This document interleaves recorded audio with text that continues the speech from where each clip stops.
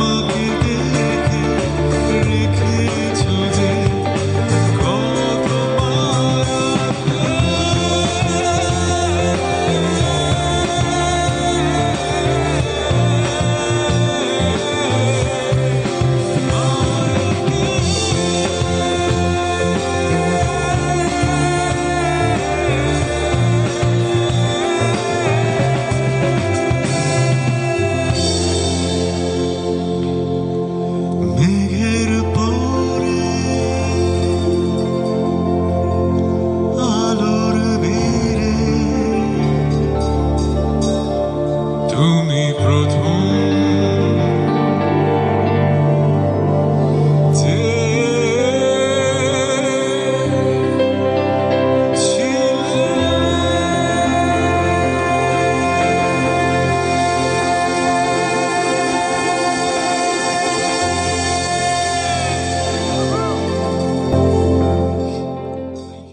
এক কথায় অনবদ্য। আমি ভাবছিলাম গানটি শুনতে শুনতে, যেহেতু আপনি বলছিলেন শিহাব শাহিনের টেলিফিল্মের গান, এবং এই শিহাব শাহিনের প্রথম চলচ্চিত্র ছুঁয়ে দিলে মন, সেই চলচ্চিত্রের গানের জন্য আপনি পেয়েছিলেন মেরিল প্রথম আলো পুরস্কার।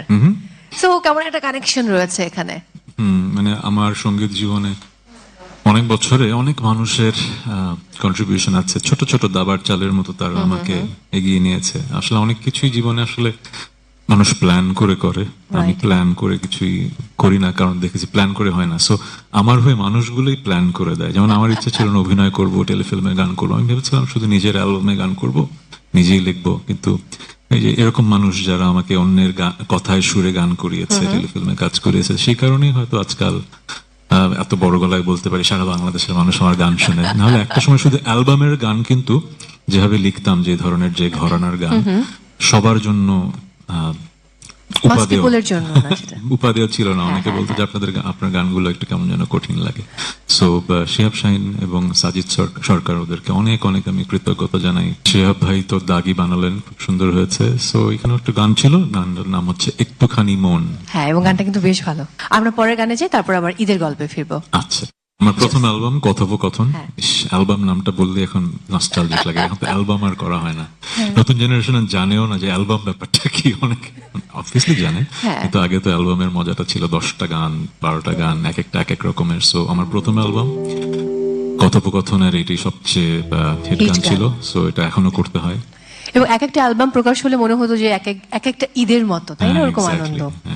একদমই তাই। গানে যাব। যাই।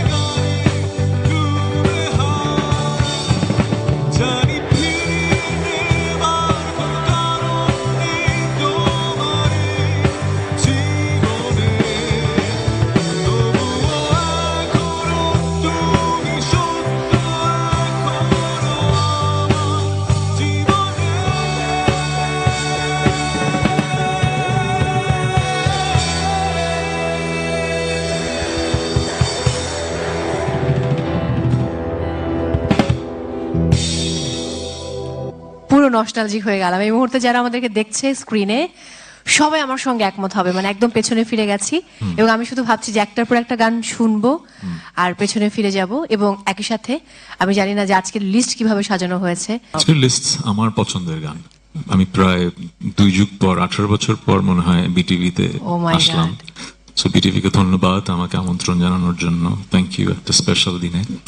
আর যেটা হয় না, মানুষের লাইফের তো অধ্যায় থাকে, আমার মনে হয় আমি এমন একটা অধ্যায় যাচ্ছি যে আস্তে আস্তে তো নিজেকে প্রস্থান করাতে আমরা হবে। এরকম প্রস্থান চাই So, না। প্রস্থানের আগে একবার বিটিভিতে আসা হলো, কারণ BTV played a huge part in my career. যদিও মাত্র 2বার এসেছি, 2বারই আসলে আমার জন্য খুব ইম্পর্টেন্ট দিন ছিল। ব্ল্যাকের প্রথম গান আমার পৃথিবী করতে এসেছিলাম, আচ্ছা, এরপর এসেছিলাম আলো করতে। So Oh my God. দুটোই আসলে এমন গান যেটা আসলে আমাকে বাঁচিয়ে রেখেছে। So thank you BTV.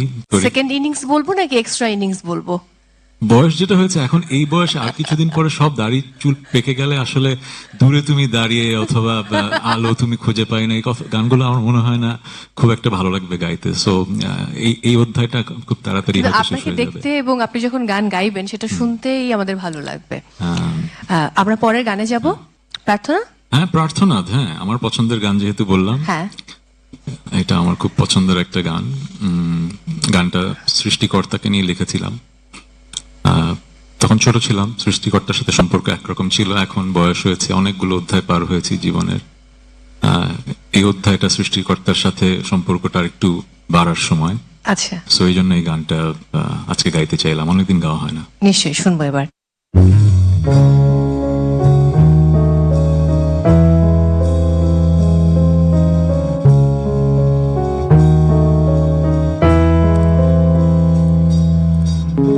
আমার জীবনটাকে আমি বুঝতে পেরে বুঝে উঠিনি, আমি কি তোমার দুলির আঁচল, শুধু তোমার রঙের খোরাক শুধু, আর লাল রঙের তুলিতে রাঙিও না আমার জীবন, আমার আকাশ স্বপ্ন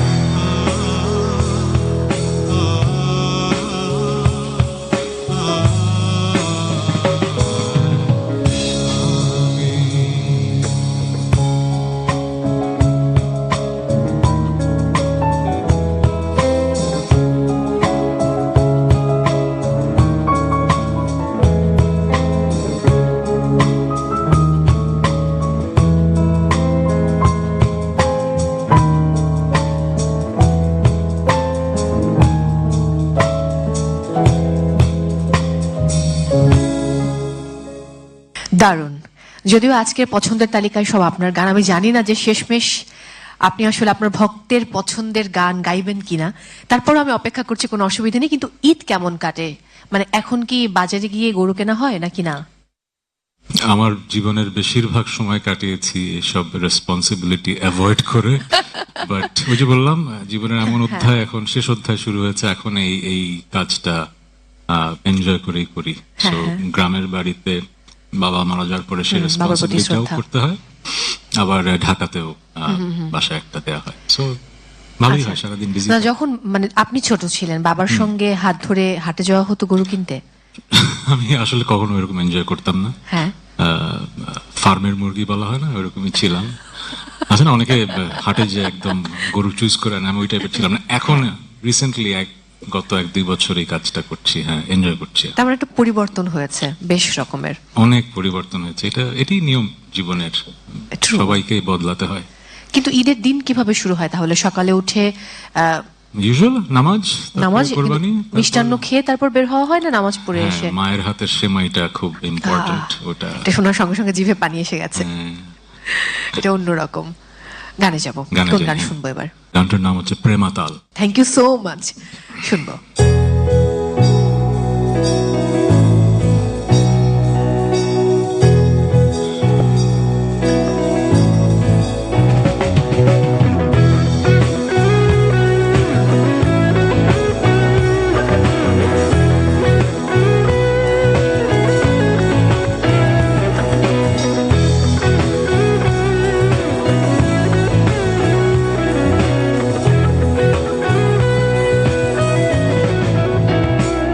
এ যেন সহজ স্বীকারোক্তি, আমি যুগান্তরী নই।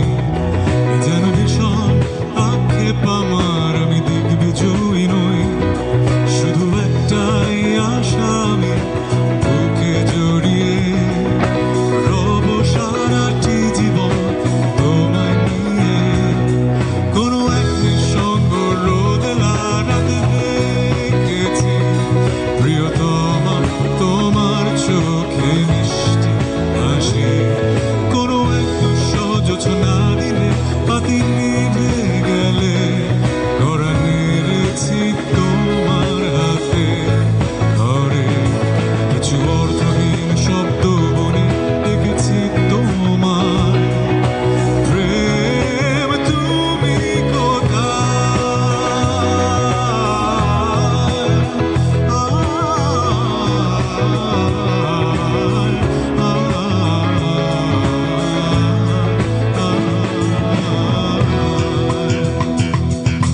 বিন্দু আমি, তুমি আমার ঘিরে, বৃত্তের ভেতর শুধু তুমি আছো।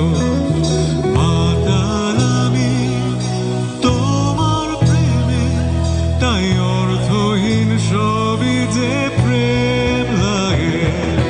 বিন্দু আমি, তুমি আমায় ঘিরে, বৃত্তের ভেতর শুধু তুমি আছো।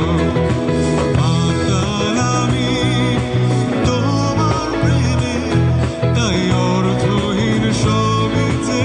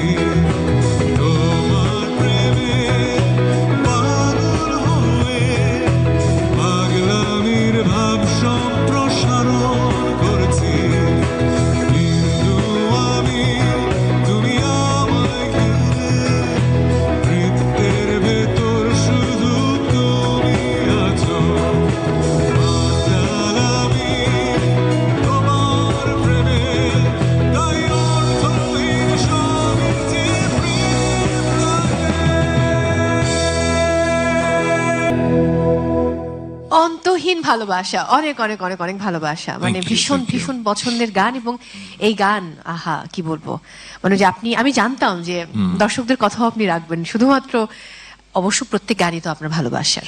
প্রত্যেক গানই ভালোবাসা, কিন্তু কিছু গান এমন ভাবে একজন আর্টিস্টের সত্তার সাথে মিশে যায় যে এই গানটা যদি কোথাও না গাই মনে হয় যে কি যেন খালি খালি missing. লাগছে, So, অসম্পূর্ণ। আমার এরকম 7-8টা গান আছে যেগুলো আসলে সব গান কনসার্টে গাইতেই হয়, সো এটা তার মধ্যে টপ 2-তে থাকে।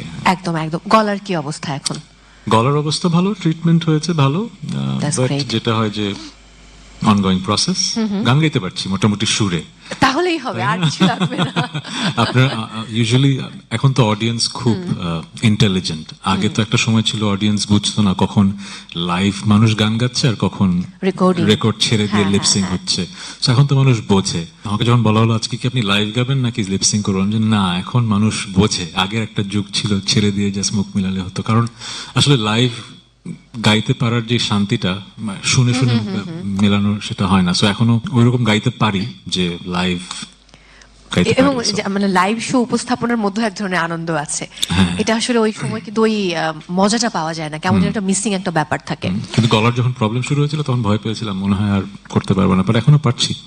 আলহামদুলিল্লাহ। আমি কিন্তু আপনার ইন্টারভিউতে আমি শুনে ভয় পেয়ে গেছিলাম, মানে ভীষণ মন খারাপ না, হয়েছে। যেহেতু আমি মোটামুটি শিওর ছিলাম যে আস্তে আস্তে গানটা ছেড়ে দিতে হবে, সো মানুষকে জানিয়ে ছাড়ি। না না না, এরকমটা কখনো না হোক।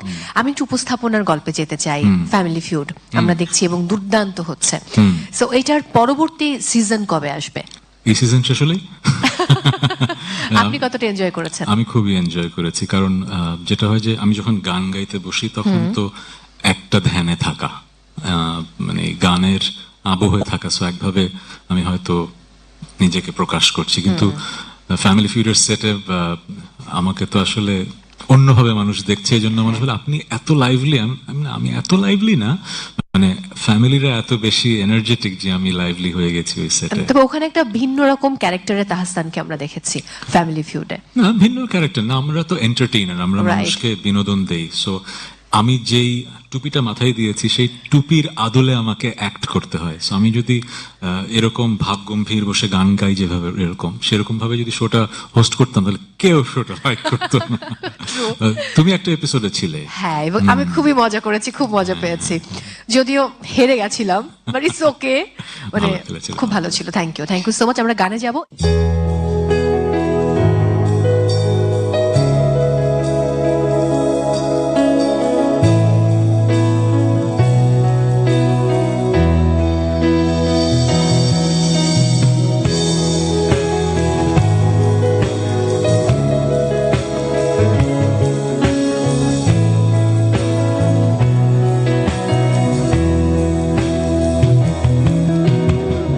হঠাৎ এসেছিলে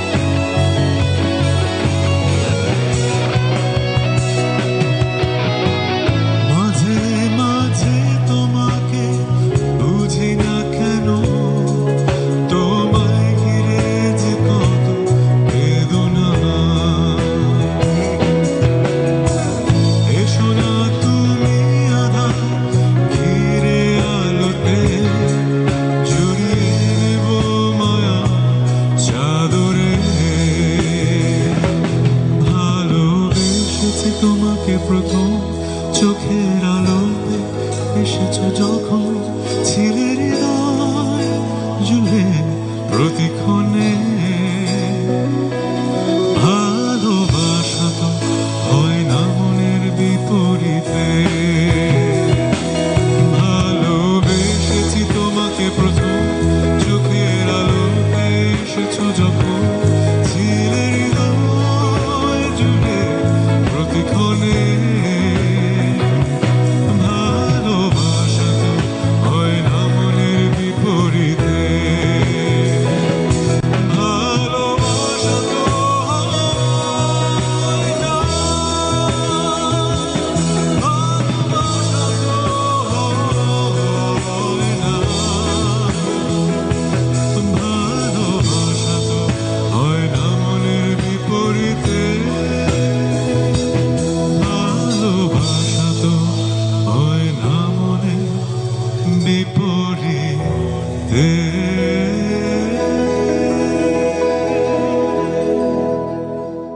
এক কথায় দারুণ। সর্বশেষ কবে গান লিখেছেন? গত পরশু দিনের আগের দিন। ও, পরশুদিনের আগের দিন, একদম গরম গরম। হ্যাঁ, সে গানে কবে সুরারোপ করা হবে, নাকি আগে সুর করে তারপর গান লেখেন? রিসেন্টলি আমার জীবনে একটা বড় একটা ঘটনা ঘটেছে। সেই ঘটনার কারণে আমাকে আমার খুব কাছের একজন মানুষ বলেছেন যে আপনি কখনো নাশিদ গাননি কেন? আচ্ছা। তখন আমি ভাবলাম যে হ্যাঁ, কেন? সো ওই সেন্সে কোরবানি রিলেটেড, স্যাক্রিফাইস রিলেটেড একটা গান লিখেছি। So, আচ্ছা। দেখি কোন এক সময় হয়তো গাওয়া হবে। এবার রিলিজ করিনি, জাস্ট নিজের জন্যই লেখা হলো। কারণ আমরা যারা লিখি তারা কিন্তু যখন তখন লিখি, এরকম হ্যাঁ। হাজার হাজার গান পড়ে আছে যেগুলো সুর করা যেগুলো হয়নি, কোনো সুর করা রিলিজ হয়নি, হয়নি। লেখা হয়েছে, হঠাৎ মনে হয় কিছু একটা লিখে ফেলি। সেরকম একজনকে যখন জিজ্ঞেস করলেন যে কখন লিখেছি, লাস্ট আসলে 3-4 দিন আগেই লিখেছি। হয়তো এই গান কখনো কেউ শুনবে না, ওটা যদি- নিজের জন্য, নিজের জন্য। যদি না কখনো যদি নাশিদ গাওয়া শুরু করি তখন আবার শোনা তখন যাবে। হ্যাঁ আবার অভিনয় আমরা যদি বলি, লাস্ট আমরা ওটিটি প্ল্যাটফর্মের কন্টেন্টে দেখেছি হ্যাঁ অনেকদিন আগেই। হ্যাঁ। অনেকদিন আগে। হ্যাঁ, মানে গত বছরের কথা বলছি।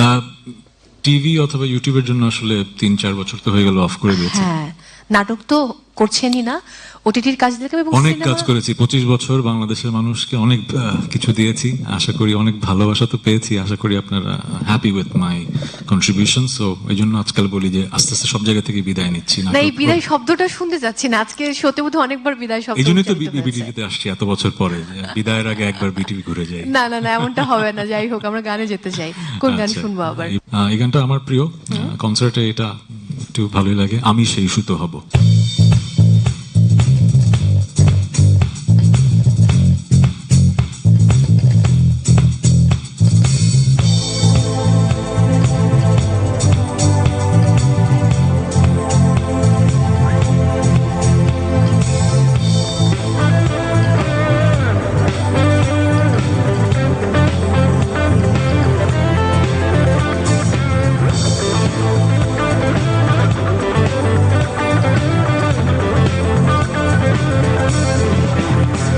আমি সেই সুতো হব যে তোমায় আলোকিত করে নিজে চলে যাব। আমি সেই নৌকা হব যে তোমার পার করে নিজে নিজে ডুবে যাব। অবশ্যই চোখ যে তোমায় দেখে বুঝে যাব। অবশ্যই সুর যে তোমায় বাকিয়ে করুণ হব। অবশ্যই চা যে হয়ে গেলে রাত তোমাকে আলো দেব। ফিরে এলে আবার ঘুরিয়ে যাব, শুধু ভালোবেসো আমায়। ছড়িয়ে আমার চোখের বৃষ্টি আবরণ করুন, শুধু আপন থেকো, ভালোবেসো ভালোবেসো আমায়।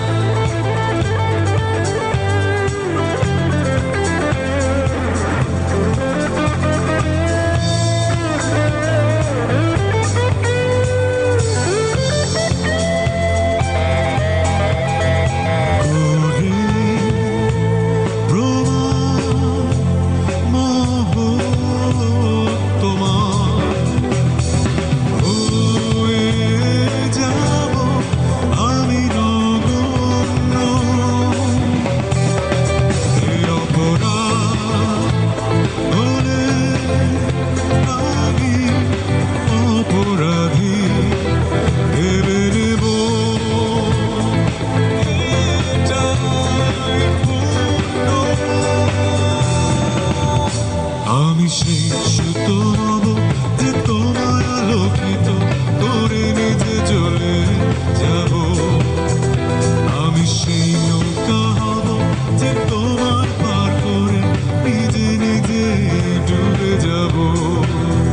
হব সেই চোখ যে তোমায় দেখে বুঝে যাব।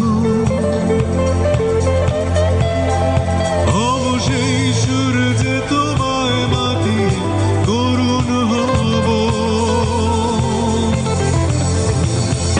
হব সে চাঁদ যে হয়ে গেলে আর তোমাকে আলো দেব। ফিরে এলে আবার ফুরিয়ে যাব শুধু ভালোবেসো আমায়। ঝরিয়ে আমার চোখে বৃষ্টি আনবো রঙগুলো শুধু আপন থেকো ভালোবেসো ভালোবেসো আমায়।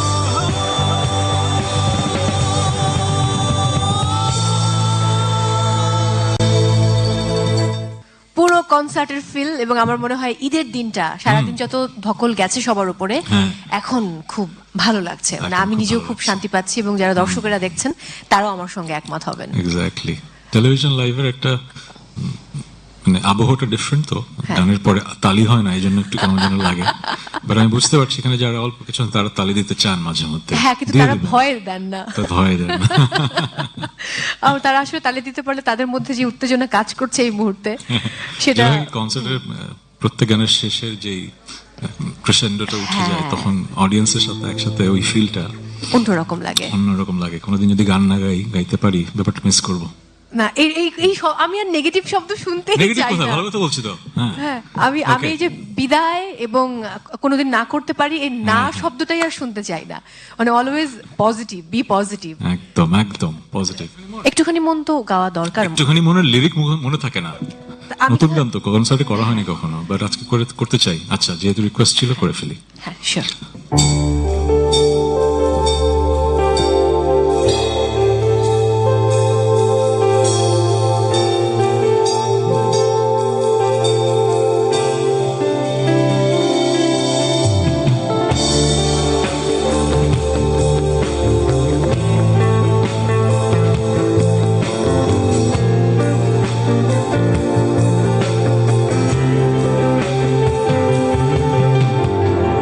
তোমার জন্য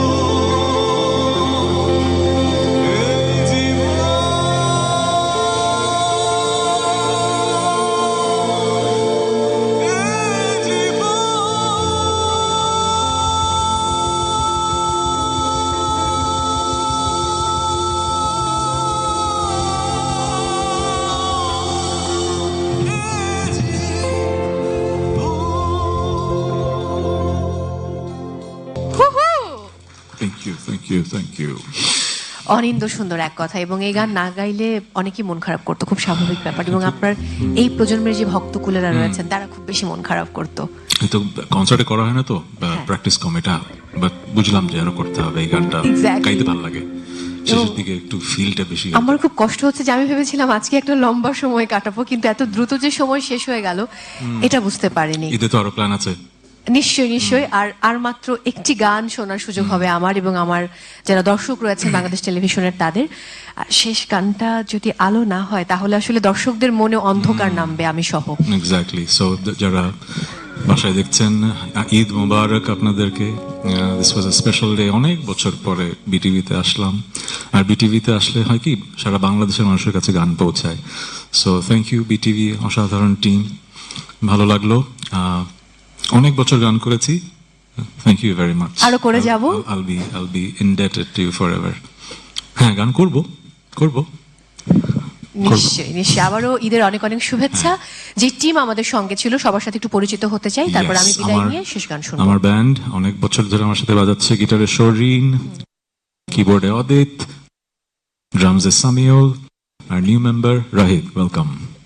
সো শেষ গান আমি একটু বিদায় নিয়ে এসে তারপর শেষ গান শুনছি। দর্শক, বিদায় নিতে হচ্ছে আজকের মতো। সবার ঈদ অনেক ভালো কাটুক, আনন্দে কাটুক, এবং নিজে ভালো থাকুন, পাশের মানুষটিকে ভালো রাখুন, আর হ্যাঁ, অনেক ভালোবাসুন তাহসান খানকে, যেন সবসময় তিনি বিটিভিতে আসেন, এরকম লম্বা বিরতি বিটিভির সঙ্গে তার আর না হয়। সবাইকে অনেক অনেক শুভেচ্ছা, ঈদ মোবারক। কোথাও যাবেন না, আমরা আলো শুনতে শুনতে বাড়ি ফিরবো।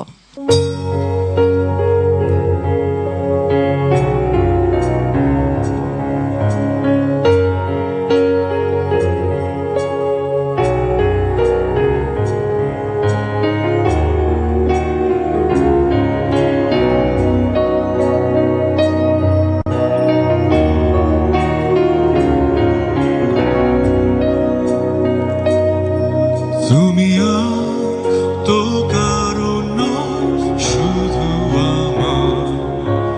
যত দূরে সরে যায় রবে আমার স্তব্ধ সময়টাকে ধরে রেখে স্মৃতি